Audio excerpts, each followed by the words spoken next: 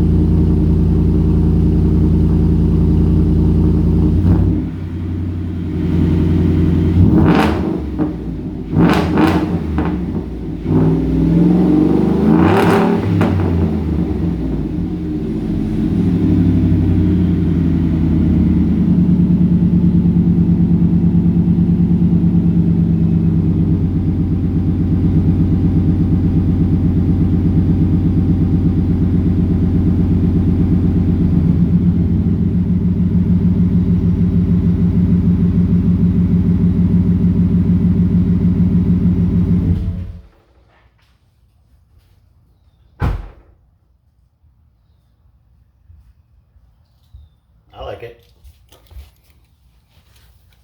Neighbors probably don't like it, but we don't care.